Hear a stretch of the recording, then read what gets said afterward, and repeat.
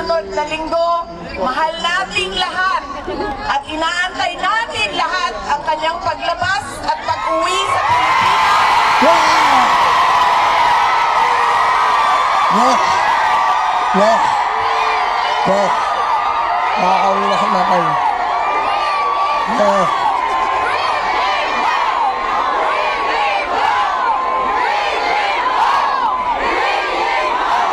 Bring him home! Mga kababayan,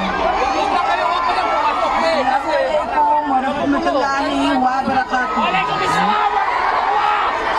Magalaw, umayong adlaw kaninyong tanan. Ayan.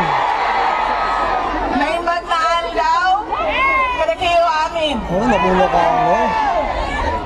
Magandang araw sa inyong lahat. Meron lang po muna akong paalala para hindi tayo ma-excited at manggigil ngayong wala. hapon na ito. Wala, kalmahan nyo lang. Nakita ko, Kalmahan nyo. sobrang dami ng ating mga cellphone, camera, at iba't ibang pang photo at video na gamit. Ibig sabihin, lahat gusto makakuha ng Picture. picture. Oo, siyempre. Sara na yun eh. Inay Sara, wala na kaming pakialam sa message mo, basta meron lang tayong selfie. Kaya, binigay ng organizers para sa ating lahat mamaya ang photo opportunity ng lahat. Namin yun. Oo, lahat ako yun eh. Isa-isa. Nanood ko.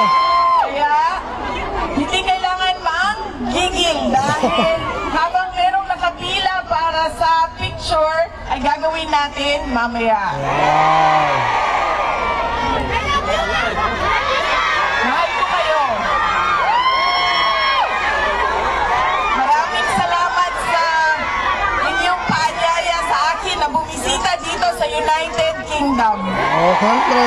Basta yun kayo mong Sara. Ang susunod ko po ay yung munang ating pagdarasal at pakikiramay sa lahat ng mga kababayan natin doon sa Pilipinas na dumadaan sa hirap, may sakit, at mga biktima ng iba't ibang kalamidad na dumadaan taon-taon sa ating bayan. Tayo ay nakikiramay sa kanila.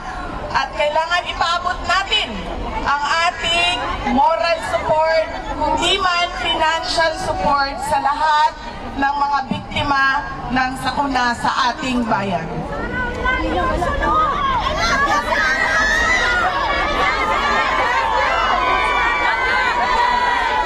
Maraming salamat, ma'am. Mahal ko din kayo.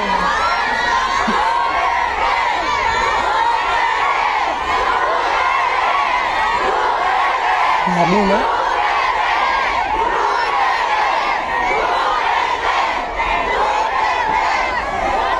Grabe pag sa kanya ng tao. Unahin ko, mga pagpapasalamat. Una, ang pagpapasalamat natin sa Diyos. Kaya para sa araw na ito, na ibinigay niya sa atin para magtipon-tipon. Malayo man tayo sa ating bayan. Ang iba sa atin hindi na nakauwi ng Pilipinas. Pero binigay niya sa atin ngayon ang araw na ito para ang mga Pilipino magsama-sama at ipakita natin ang ating galit sa nangyayari sa ating bayan ngayon. Tama. Tama. Ang susunod na pagpapasalamat ay syempre ang pagpapasalamat natin sa organizers natin at sa mga volunteers natin. Dahil kung hindi dahil sa kanilang preparation, sa kanilang organization, sa kanilang sistema, ay hindi natin magagawa ang ating programa ngayong hapon na ito. Kaya maraming salamat po sa itaas ang kamay mga volunteers, Salamat mga volunteer. mga organizers. Ang buhay kayo dyan. Maraming salamat sa inyo.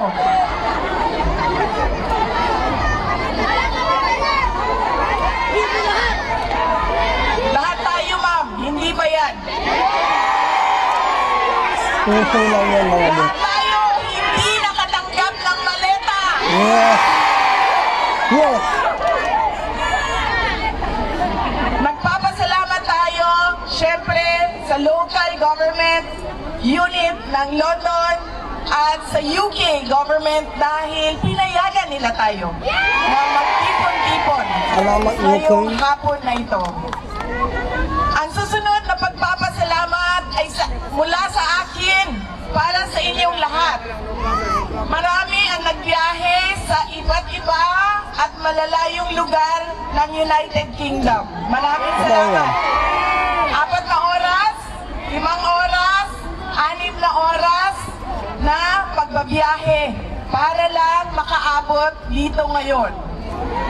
Meron ang nawala sa trabaho, nag-undertime, nag-absent, nawala ng trabaho dahil hindi pumasok,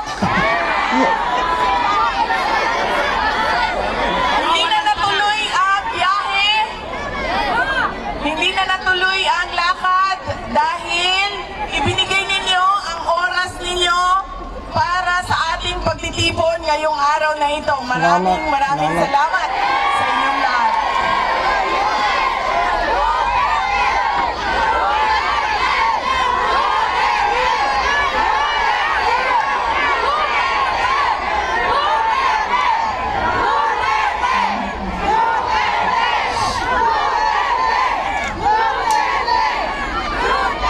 Marami ang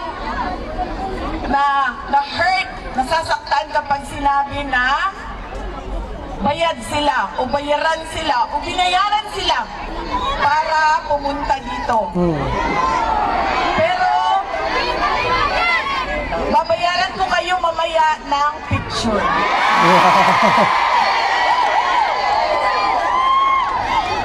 Yung picture na yan, walang priceless yan. Ang susunod na pagpapasalamat ay mula po sa akin at sa aking mga kasamahan sa Office of the Vice President sa inyong patuloy na pagtitiwala at suporta sa amin.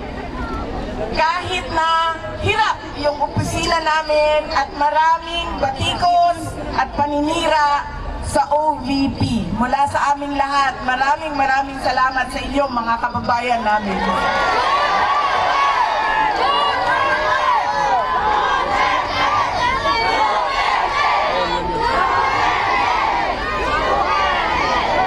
Ang susunod na pagpapasalamat, makikita ko po siya sa susunod na linggo. Mahal nating lahat at inaantay natin lahat ang kanyang paglabas at pag-uwi sa Pilipinas.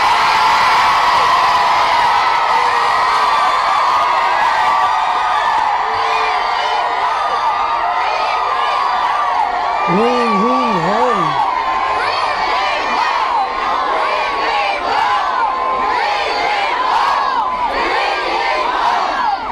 Baka nagkakasakwa ako din.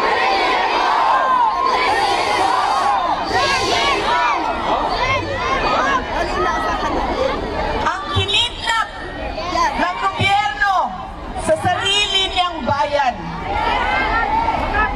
Lagi kapag kami ay nag-uusap, sinasabi niya na ipaabot sa inyong lahat ang kanyang pagpapasalamat, lalong-lalo na sa dasal ninyo na siya ay makabalik sa ating bayan.